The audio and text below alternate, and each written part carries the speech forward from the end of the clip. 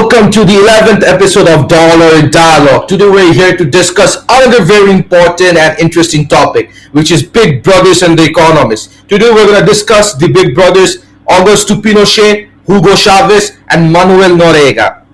And we're going to look at how they impacted the economies of their nations, and we're going to look at their economic impacts and how they were brought into power and how they became the leaders of their country. Like always, we have a very special guest speaker today here with us today. We have Mr. German Drolby Kruger. He's a rising sophomore at the Hiram Bingham School, British School of Lima, and we are very excited to have him here today. He's a very talented student. He's very talented in economics and in finance, and he's a very talented student. He has a lot of insights to offer. I'm very excited to have him here with us today. German, would you like to add anything to the introduction that I've just said? That you covered perfect. You cover everything perfect. Okay, thank you, German. Now let's move on to our topic of discussion. We're going to discuss today the Big Brothers and the Economy, Augusto Pinochet, Hugo Chávez, and Manuel Noriega. Now, as if you have watched our previous episode, you might know that the Big Brothers, we have purposely chosen the title Big Brothers because we don't want to seem biased, and Big Brothers basically means a person who has a lot of control over their country. And obviously, if you know anything about Augusto Pinochet, Hugo Chávez, and Manuel Noriega, they had a lot of control over their country. Now, let's move on to our first big brother and discuss the economic impacts of his rule on his country. The first big brother that we would like to talk about is Augusto Pinochet. So, Augusto Pinochet's full name was Augusto José Ramón Pinochet Ugarte. He was born in November 25, 1950 in Paraíso, Chile, and he started his career as a military personnel. He entered the military school in 1931 and graduated in 1937, and he rose through the ranks of the Chilean army, gaining a reputation for discipline and loyalty. He became the commander-in-chief of the Chilean army in August 1973. And in September 11 of 1973, he led a military coup d'état, overthrowing the democratically elected president Salvador Allende. And the coup was marked by significant violence, including the bombing of the presidential palace and the death of Allende. And Augusto Pinochet declared himself the president of the government junta in 1974 and later president of Chile. His regime was characterized by authoritarian rule with a focus on strong centralized control and repression of political opposition.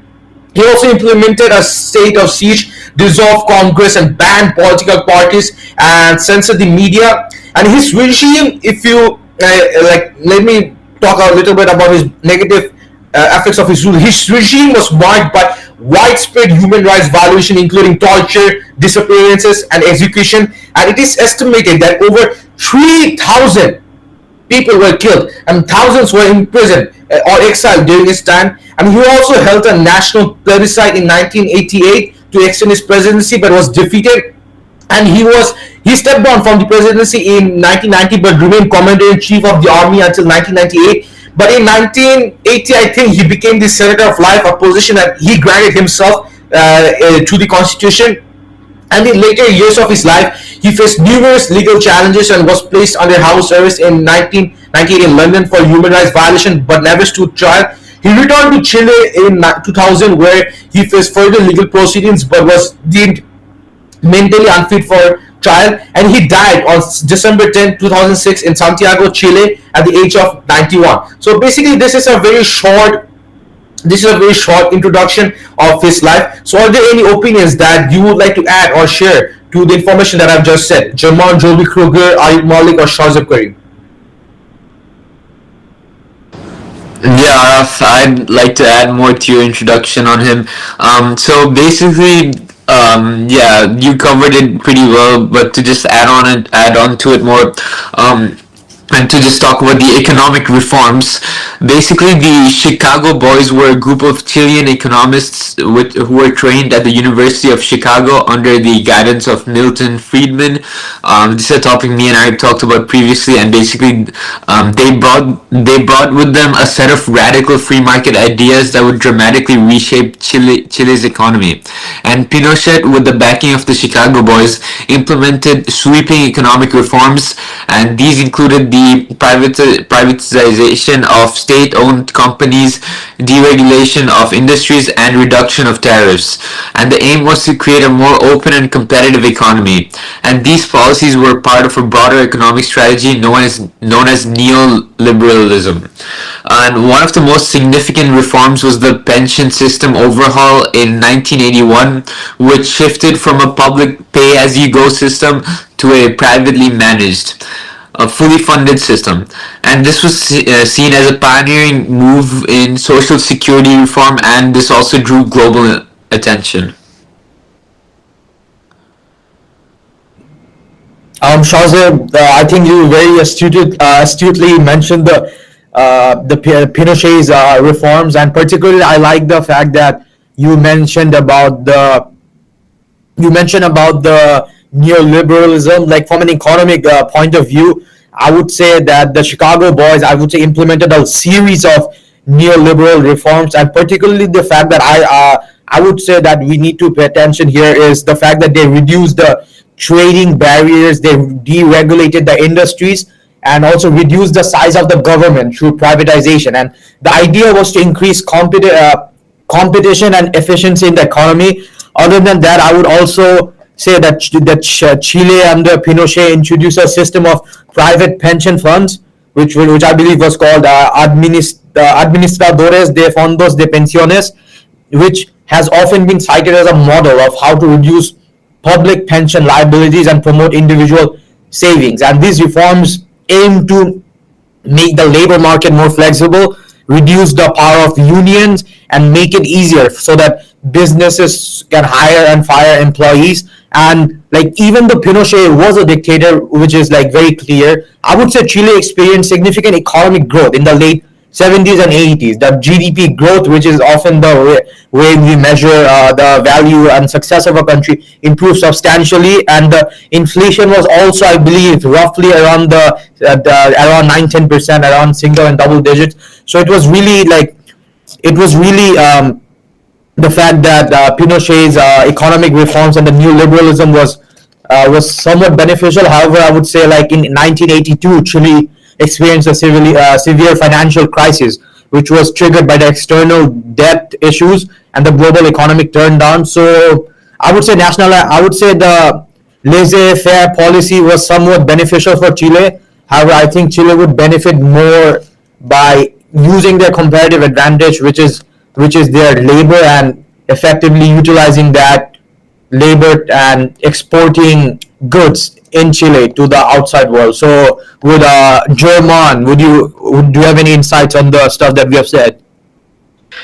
Yes. So I think that even though Augusto Pinochet dictator was like not like established in the best way, I think he did a lot of good things for Chile's economy, including stabilization of the inflation, the Chile's inflation.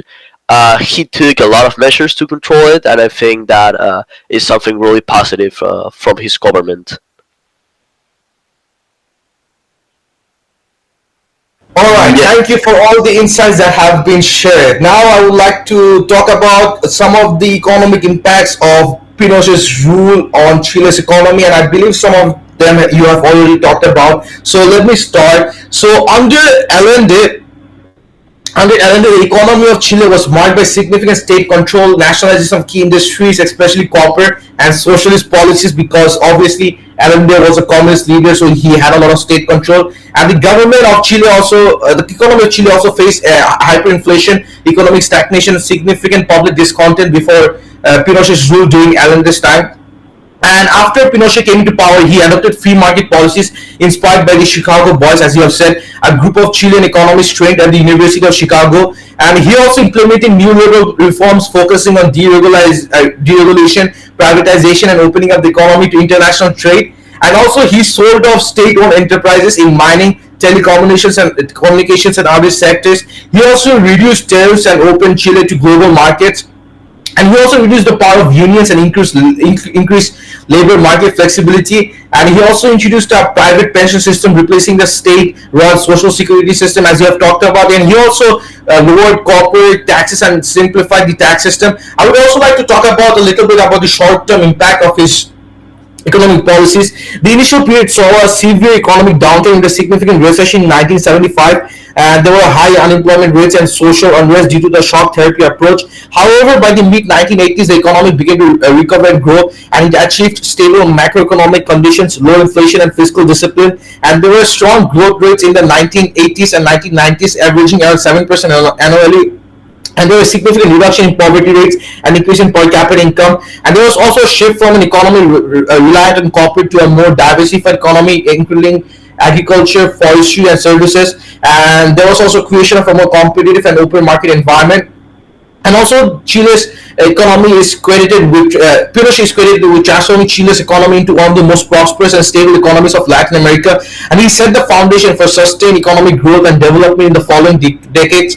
He also created a more business-friendly environment that attached foreign investment, and obviously there are some criticisms of his rule on the economy of Chile, such as, for example, there were economic benefits that were not evenly distributed, leading to wide income inequality, and there were social costs of neoliberal reforms, included high unemployment rates and loss of social safety nets, and there were also human rights abuses overshadowed his economic achievements, leading to a controversial legacy. So, are there any more opinions or any information that you would like to add, Shazib Karim, Arif Malik, or German Drolby Kruger? Yeah, just to add on to what you said and to talk about the impact and the legacy he had, so I'd just like to talk about his long-term impact and legacy. I'd say that in the years following Pinochet's rule, Chile has maintained many of the economic policies implemented during his regime. The country's commitment to free market principle has helped sustain economic growth and stability, making Chile one of the most prosperous nations in Latin America. But however, to play the devil's advocate, we know that the debate over the social costs versus the economic benefits of Pinochet's policies remain unresolved. And while some praise the economic stability and growth achieved, others highlight the increased inequality and social injustice that accompanied these changes. And the Chilean miracle, which we talked about before in history, if you remember, so basically the Chilean miracle, as it is often called, serves as a case study for the impacts of neoliberal economic policies implemented under authoritarian regimes, and it raises important questions about the balance between economic efficiency and social equity. Well, also to yeah, sorry, German. Yeah, German. Continue. No problem. Thanks. Also, to add on what Shasib said, I also think that on the long term, sorry, Augusto Pinochet caused economic dependency on the global market. Well, basically because one of its reforms make exporting goods really like valuable for Chile. So I think it developed in the long term dependence on exporting goods, and if the global market crashes, Chile's economy would also crash. So I think that's mainly not positive nor negative, but I think you should do some things to avoid being that dependent on the global market. Yeah, German. I would say I agree with you there as well. And another, and like Shazib also mentioned, like socially as well. After Pinochet, I think like Chile experienced, like from 1990 when Pinochet resigned to 2000, the percentage of Chileans living below the poverty line dropped from around 40% to I believe about 20%, and this reduction continued in the 2000s and 2010s, demonstrating the effectiveness of combining the market-friendly laissez-faire policies with the targeted social initiative. And on top of that, after Pinochet, I believe Chile also transitioned into a more democratic government, which maintained many of the economic reforms that had been implemented, such as the open market policies. And because of this, Chile experienced robust economic growth in the 1990s and 2000s. I believe the country's GDP growth averaged around 5% per year from nearly the early 1990s until the global financial crisis in 2008. And this growth was supported by the high copper prices that I believe Araf has mentioned, as Chile is the world's largest copper producer, and the government used revenue from the copper to fund various social programs, which helped in reducing poverty. So yeah, I would say Chile overall, like economically wise and in terms of human development index as well, has shown significant improvement, ranking it economically and socially as well, one of the highest and one of the best places to live in South America. And because of this, I believe, like, even though Pinochet himself was a dictator and like he was a brutal dictator nonetheless, like I believe it was sort of necessary for Chile, because after Pinochet, Chile clearly has experienced a lot of economic growth, and during Pinochet as well, they experienced like economic growth as well. So, would you like to add anything? So I believe that you have shared all the necessary information, and your opinion is very much valid. And based on your evidence and based on the discussion, the conclusion that I can draw is that the impact of Pinochet's rule on at least economy of Chile was very positive, and this is primarily because Pinochet's rule had a profound and lasting impact on Chile's economic landscape, transforming it into a model of neoliberalism in Latin America, while also deeply leaving a deeply polarized society in terms of political and social economic perspectives. And Chile, at the end of the day, developed a lot during Pinochet's rule, and Chile is, I think, the most developed country in Latin America right now. And this highlights that, and develop in terms of GDP per capita, and this highlights that Pinochet's rule had a very positive long-term impacts on Chile's economy. And obviously, we should also talk about a little bit about the negative aspects of Pinochet's rule, such as the amounts of communists that he killed. That not communists, like they were people, so he killed a lot of people. So obviously, that was very bad. But at the end of the day, Chile's economy prospered under his rule and after his rule. So that's, I think, the conclusion I can draw based on our discussion, that the big brother Pinochet's impact on the Chile's economy was positive, but he also had a lot of human rights abuses, which was very unfortunate. Is that a conclusion that everyone agrees to, or would you like to share any more opinions or information? Yeah, I'd agree with you, Araf. Agreed. 100% agreed. Alright, so let's move on to our next big brother, Hugo Chavez. So the Hugo Chavez, his full name is Hugo Rafael Chavez Frias, and he was born on July 28, 1954 in Sabaneta, Barinas, Venezuela. And he was raised in a very poor rural family, and his parents were school teachers. And he attended the Venezuelan Military Academy of Military Sciences, graduated in 1975 with a degree in military arts and science. And he developed an interest in leftist politics and Latin American revolutionary figures during his military education, and he rose through the ranks of lieutenant colonel in the Venezuelan army, and he founded the clandestine revolutionary Bolivian movement 2000, which was also known as MBR the Revolutionary Bolivian Movement 200, which was also known as MBR 200 in 1982, which was inspired by Simon Bolivar, and he led a failed coup attempt in February 1992 against President Carlos Andres Perez, resulting in his imprisonment for 2 years. And he also gained popularity during his imprisonment, was pardoned in 1994 by President Rafael Caldera, and he transformed MBR 200 into the Fifth Republican Movement MVR, which and entered politics. And he won the 1990 presidential election with a campaign focused on social justice, anti-corruption, and anti-neoliberalism. And his rule initiated a constitutional assembly, leading to a new constitution in 1999, which expanded presidential powers and included new social rights. He also focused on redistributing wealth and land reform, establishing social programs known as missions to address education and healthcare and poverty. And this was during his first term, which was from 1999 to 2001. And during his second term, from 2001 to 2007, he faced a brief coup in April 2002, but was restored to power after 2 days due to popular and military support. He also implemented further socialist policies, nationalized key industries such as oil, telecommunications, and electricity. He also introduced new social programs funded by oil revenues, significantly reducing poverty rates and increasing literacy. And during his third term, which was from 2007 to 2013, he changed the constitution to eliminate presidential term limits in 2009, and he continued to expand state control over the economy and increase social spending. He also established strong ties with other leftist governments in Latin America and was a vocal critic of US foreign policy. Finally, he died. He was diagnosed with cancer in June 2011 and underwent multiple surgeries and treatments in Cuba. He won re-election in October 2012, but was unable to be ignored unable to be inaugurated in January 2013 due to his health, and he finally died on March 5, 2013 in Caracas, Venezuela. So that's a brief life history of Hugo Chavez. Are there any information or any new opinions that you would like to share? I think German has his hand raised.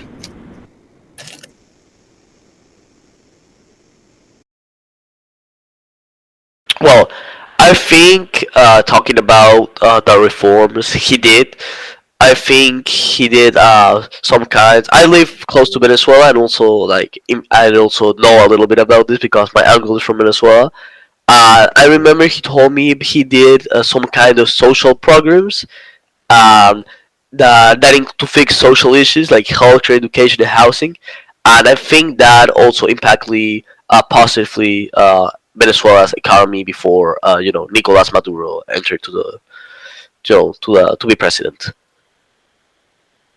Yeah, and to add more on the social programs that Chavez did, basically Hugo Chavez's economic policies were centered around the nationalization of key industries, particularly in the oil industry, and Venezuela's state oil company PDVSA became the primary source of revenue for Chavez's ambitious social programs. And the revenue from all exports was used to fund extensive social programs, including healthcare, education, and housing. And Chavez established missions which were social initiatives aimed at addressing specific needs such as literacy, healthcare, and food security. And these missions led to temporary improvements in poverty reduction and literacy rates. Chavez also implemented land reforms, redistributing land from large estates to peasant farmers, and this was part of his broader strategy to empower the poor and reduce economic inequality. However, these policies were not without controversy, and critics argued that the nationalizations were poorly managed and led to inefficiencies and corruption. The focus on redistributing wealth rather than creating it is also raised concerns about the long-term sustainability of Chavez's economic model.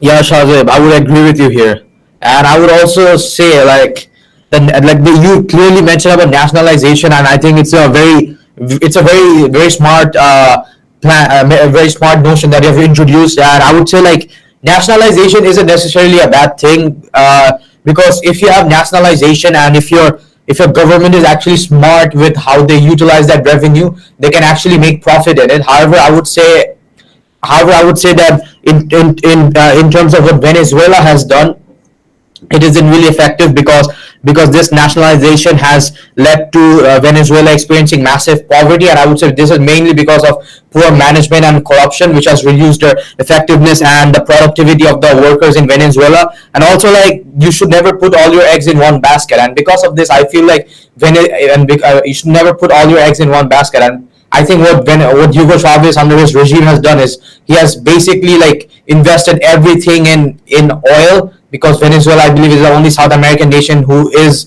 part of the OPEC, and because of this, like they thought their country could solely run on oil, but as time went on, they, like, unlike UAE, for example, they have lots of oil as well. Qatar as well, they have lots of oil, but they actually use that oil to invest in other sectors such as banking or tourism. But Venezuela did none of that, I would say, and because of this, Venezuela, the rapid economic downfall was, I would say was expected, because the country was not, the government planning was not really good. And I would also like to talk about the social welfare programs.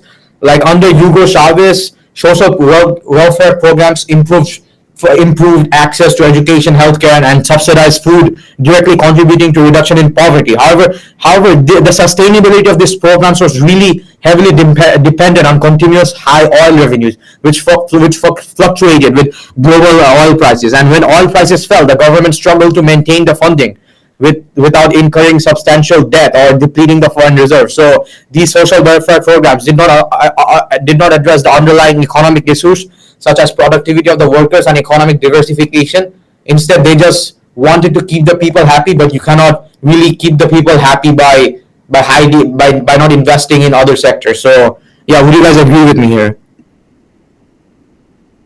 Yeah, I'd agree with you, Arif. Yeah, I agree, but like I think if Venezuela would have a more capable president than Maduro, the economic downfall wouldn't be that bad. And Venezuela is actually a country with a lot of resources. So I think if we had a, if they had a president that actually knows about what they are supposed to know, I think Venezuela's downfall wouldn't be that drastic. You know?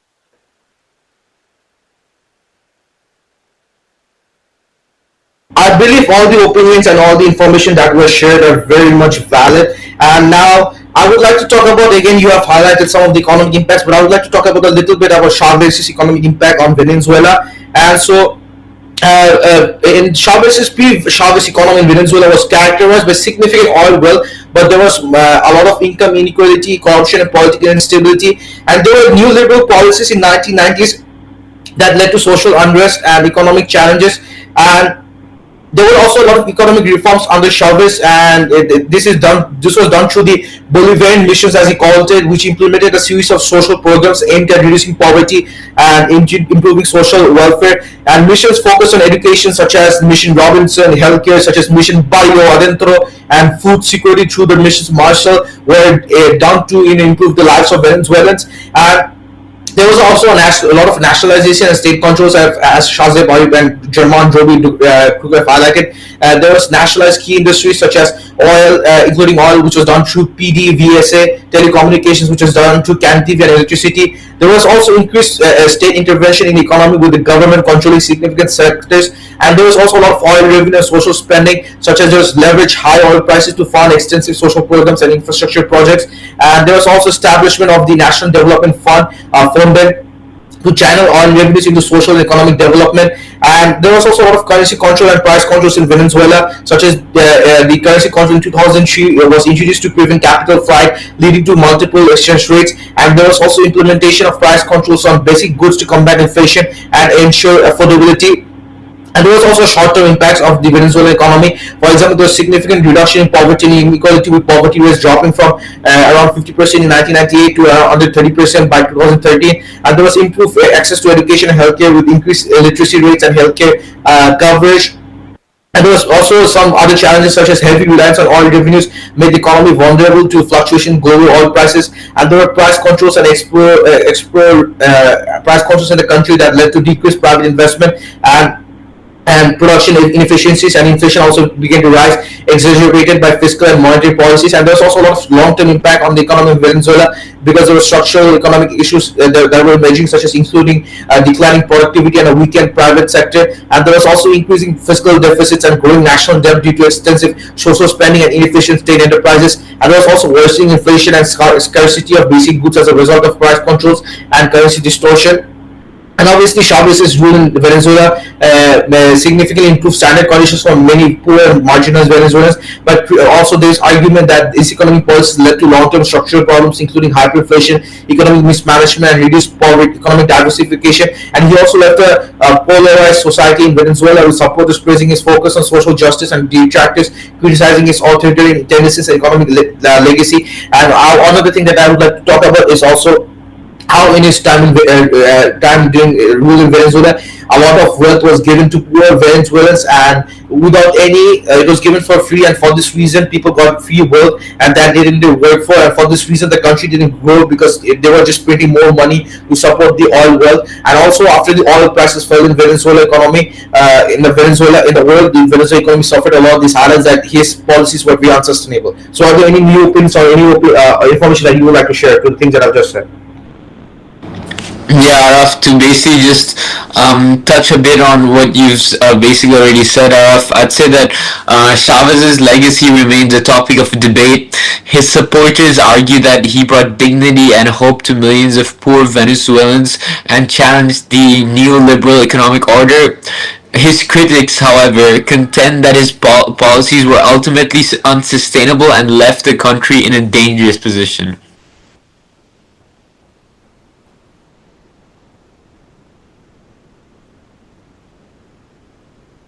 Arif or German Drolby Kruger, are there anything that you would like to share more? Well, I think that even though, like Arif said, it left the country in a dangerous position. Like I've said before, I think the economic downfall wouldn't be that bad if we had if they had a capable person, because I think although, for example, like you said, the social reforms where the funding was totally dependent on oil.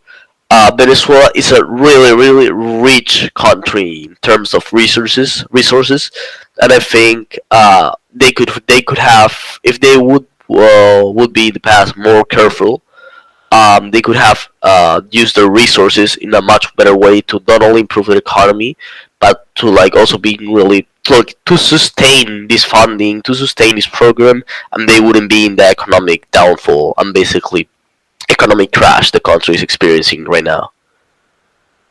Yeah, I would say like like if Venezuela had some of the economic advisors that exist in current modern day UAE or Qatar or Saudi Arabia, the downfall wouldn't have been as bad. And I think German also like he is from South America, so he obviously has like inside knowledge to the continent. And I would say like yeah, like Hugo Chavez, like he cared about the people, like he wanted them to be happy, and because of this he overspent his entire resources on oil and couldn't actually utilize it. So I would say like if they actually had like if Hugo Chavez had actually had implemented policies that actually took some of the oil revenues and invested it in other sectors such as tourism, or if not even tourism, if in banking, or like they could have made Venezuela into a tax haven like many of the other countries in Central and Latin America. So like if Venezuela could have been more economically, I would say, diversified,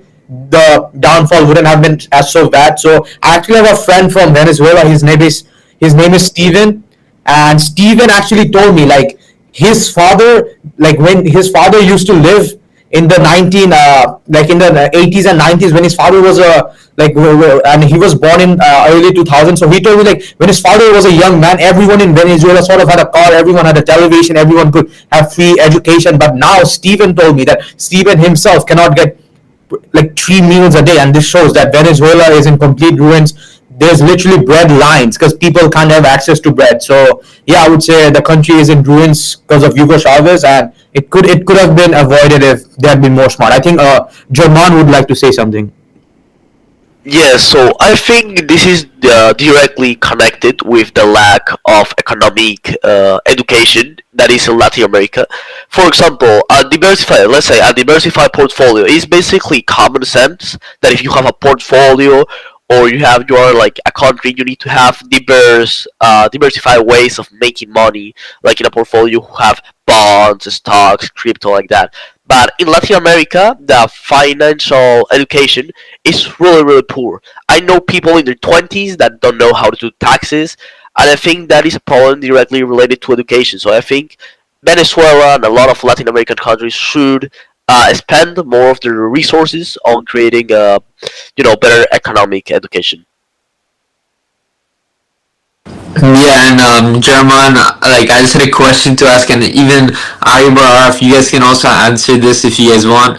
But my question to you guys was, how do you, to think about history and his long-term legacy, how do you guys think that history will remember Hugo Chavez in terms of his economic impact on Venezuela? I think it depends a lot of how like it's manipulated, because if you search on Google Hugo Chavez, right now most of the things that say are positive, but it depends a lot on how uh, this story is told. So it depends. I think it depends that a lot. I think it will be remembered positively, but not necessarily that way. It would, but yeah, positive. Yeah, I see. So the conclusion that we can draw is that the Hugo Chavez rule in Venezuela brought many significant changes and temporarily improved living conditions, but for many Venezuelans in the short run. But it also led to deep economic challenges that became more pronounced after his death. And this is primarily because the economy was mainly dependent on oil, which is primarily the reason why the economy suffered a lot after his death when the global oil prices fell. And so the conclusion that we can draw based on a discussion is that the impact of Hugo Chavez's rule in Venezuela was negative. Is that right? Yeah.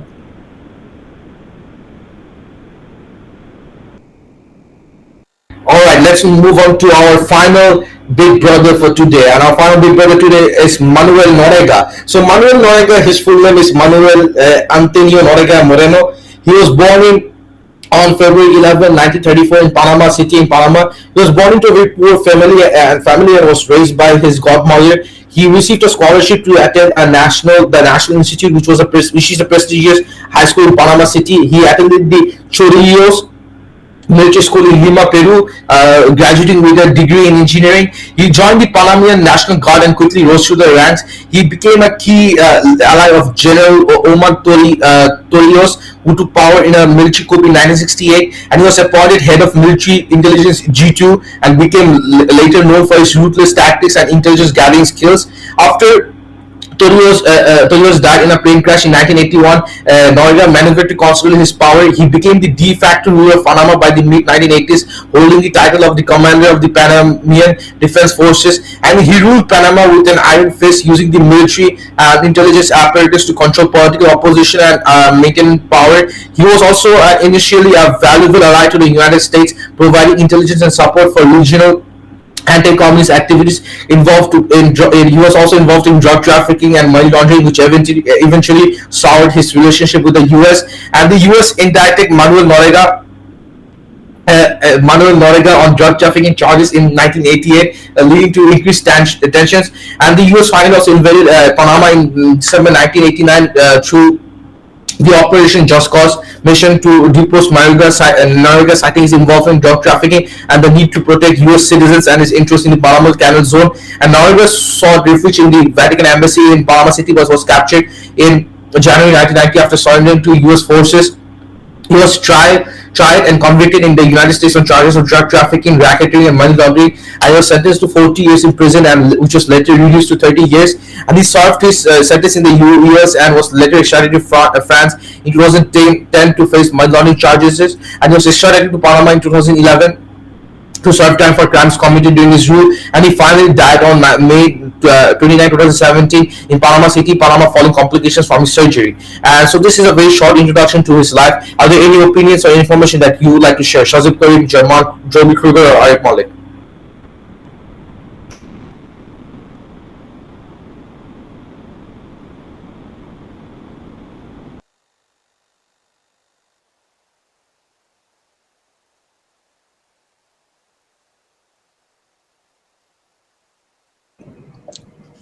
I think it's an interesting point that you bring up about Noriega, because, like, in fact, like, I was watching Narcos, like, just this week, and like what was interesting to me was, like, in fact, the US supported Noriega at first because he was killing down communists, but later on they actually took over and, like, invaded Panama because and brought down Noriega because he was apparently smuggling drugs for Pablo Escobar. So, like I'm not saying like the US did whatever it did to maintain its regional hegemony, but it speaks. But the main thing that I want to show is that this speaks volumes to the character of Manuel Noriega. Like, he was someone who actually, I believe, didn't have any moral character, and because of this, he would do whatever it takes to consolidate power or to gain money. And because of this, it was no surprise that drug trafficking and money laundering was prevalent during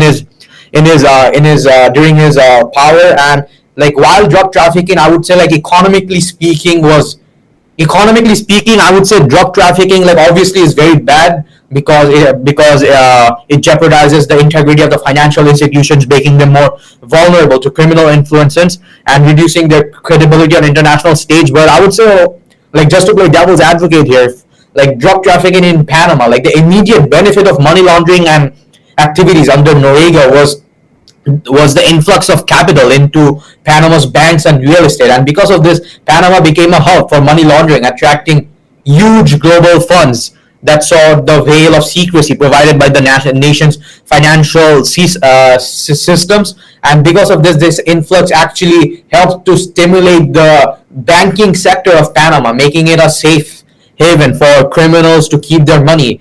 And I would say, like, even though it was some of the pros of drug trafficking, but I would say one thing that we should focus on here is the economic manipulation. Like Noriega's manipulation of the economy allowed him to consolidate power and reward basically his cronies, which could have led to short-term economic stability in Panama. But later on, we see that this was not actually the case because economic manipulation under Noriega severely undermined the rule of the law and the democratic principles, leading to long-term instability in Panama that is still prevalent today. And we can see that Noriega's regime discouraged foreign investment and stifled economic growth after that. So, like, this shows that Noriega's tenure was not necessarily good, but instead was filled with corruption, criminal activities that, despite benefiting the banking sector of Panama for a brief period, I would say overall was disastrous for the countries. And now we're really seeing the damages because Panama, I believe, is like its GDP has like really stifled, and like GDP per capita is still very low in like Latin American countries. So yeah, would Shazib or German, would you like to add anything? Yeah, I'd like to add something to what you've already said, Arif. So basically, I'm sorry. Yeah, sorry, man.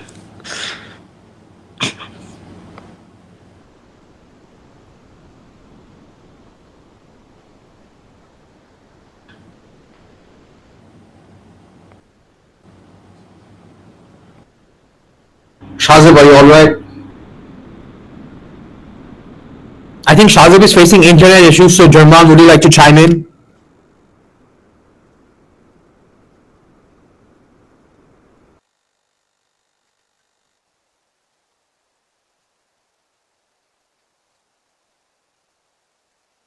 All right, let me. Hello. Oh. Yeah, we can hear you, Shazib. Go on.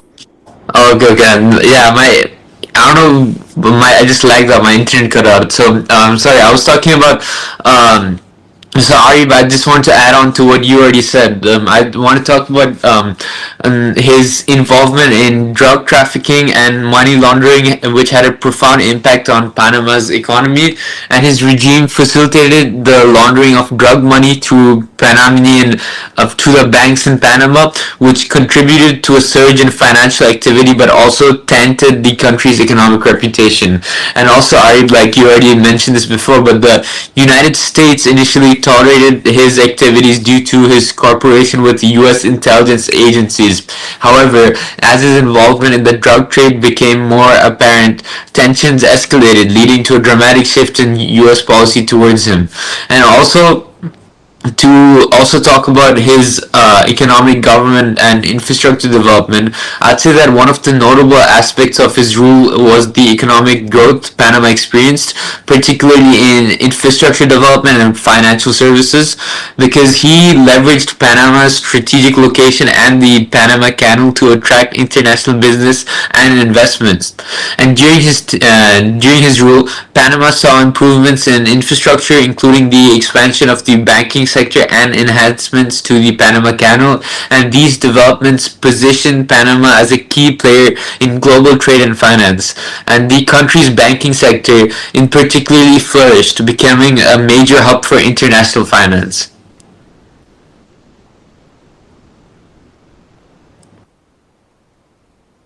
All right, I would like to add a little bit information about the economic impact of Noriega's rule on Panama. So, during the pre-Noriega economy, Panama had a mixed economy with significant income from the Panama Canal, banking, and service sectors. The economy was relatively stable but marred by significant inequality and reliance on the canal. And the economic policies under Noriega, he also obviously had an authoritarian rule. And this is seen because he maintained strict control over the economy through military and political power, and he relied on Panama's strategic location and the Panama Canal for revenue and international leverage. And obviously there was drug traffic and money laundering involved in the Panamanian economy, which was facilitated, profited from drug trafficking and money laundering activities, and Panama became a hub, as Aribet highlighted, for illegal financial activities, damaging its international reputation. And the US also imposed economic sanctions on Panama in the late 1980s, significantly impacting Panama's economy. And the sanctions included freezing Panamanian assets in the US banks and prohibiting financial transactions with Panama. And the transaction led to a severe economic downturn, including a decline in trade and banking activities. And the short-term impact of Noriega's rule in Panama was that it was immediately there's also immediate economic destabilization due to US sanctions and increased political repression, and the banking sector, which was a crucial center for Panama's economy, suffered from the loss of international confidence and business. And the invasion and subsequent capture of Noriega led to a period of economic instability, and there was also restoration of civil government post-invasion helped to stabilize the economy gradually. And there are also rebuilding efforts in Panama on restoring confidence in the banking sector and attracting foreign investment. And the post-Noriega reforms aimed at improving transparency and reducing corruption. And there are also efforts to diversify the economy beyond reliance on the Panama Canal and the banking sector. And Noriega's rule finally is very largely viewed as a period of authoritarian control and economic mismanagement. His involvement in drug trafficking and money laundering had long-lasting effects on the Panama's international reputation. And the period of his rule is seen as a dark chapter in Panama's history, marked by human rights abuses and economic decline. So, are there any information or any opinions that you would like to share, Arif, Chazet, or German Drolby Kruger? Yeah, Raf, to add on to what you said and to talk more about his economic impact and his legacy, and basically I'd just like to talk about his long-term impact, because I'd say that Manuel Noriega's legacy is a complex one. His regime's economic policies and illicit activities left a lasting impact on Panama, as we already talked about, right? Shaping both its financial sector and its political landscape. On one hand, Noriega's infrastructure development and positioning of Panama as a financial hub have had enduring benefits. The improvements made during his regime laid the groundwork for future economic growth, but on the other hand, the corruption and illicit activities associated with his rule damaged Panama's international reputation and created long-term challenges. And I'd say that if we look back and kind of reflect on this and ask ourselves what we could learn from Manuel Noriega's economic policies, I'd say that his tenure demonstrates the delicate balance between leveraging strategic advantages for economic growth and maintaining ethical governance, and also the dual nature of Panama's economy under Noriega highlights the risks of intertwining legitimate economic activities with illicit operations. Yes, to add a little more, I think that Noriega's had a profoundly negative impact on Panama's economy. Even though, it has the Panama Canal, this was basically overshadowed by the corruption that Panama suffered at the time, and also by the economic sanctions. I think it has a lot of long-term consequences. This shows that it's also important to have a good governance, transparency, for a sustainable economic development.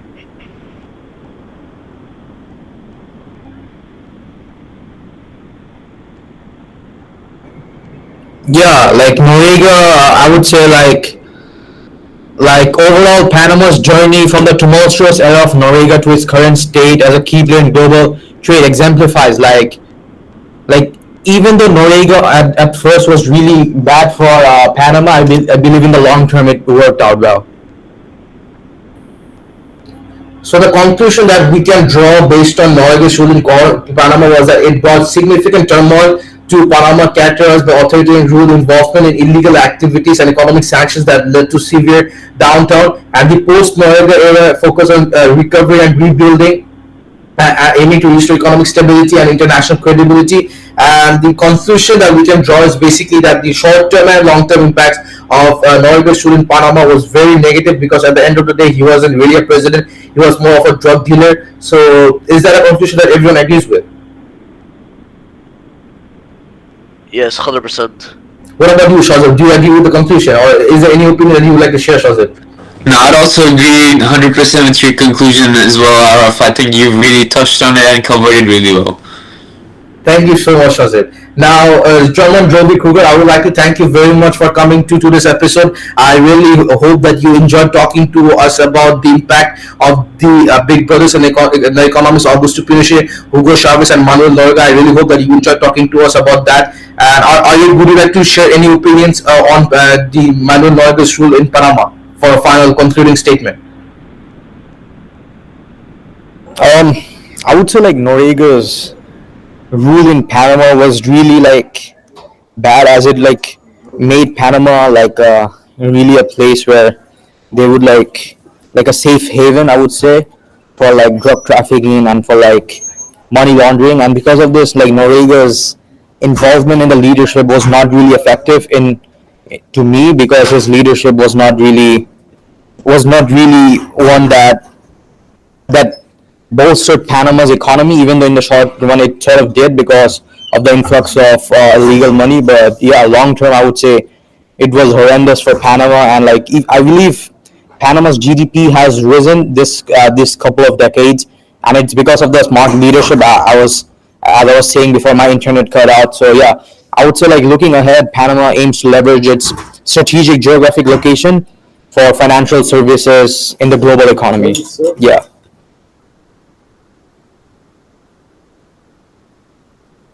All right, so that's a conclusion that we also drew up to, that the impact of the short-term and long-term impacts of Panama's economy due to the Reuters was very negative. So I would like to thank German Drolby Kruger again for coming to this episode and for sharing your insights and economic thoughts on to this discussion. And I really hope that you enjoyed talking to us about the economic impacts of the big brothers and on the economies. And is there any final words, German, that you would like to share before you leave? Well, I think this session, at least this podcast, was great. I think, from my perspective, I think you're doing a great job. I think this is a great podcast, and I will be thrilled if I have the opportunity to be here with you all another time. So yeah. Thank you, German, for all the opinions shared, and thank you to the audience for listening to today's episode, which was episode 11, Big Brothers and the Economies, Augusto Pinochet, Hugo Chavez, and Manuel Noriega with German Drolby Kruger. And we hope to see you next week. We're going to have another guest speaker, interesting guest speaker, and another very interesting topic to discuss about. And thank you for tuning into this episode, and hope to see you next week. See you. Bye.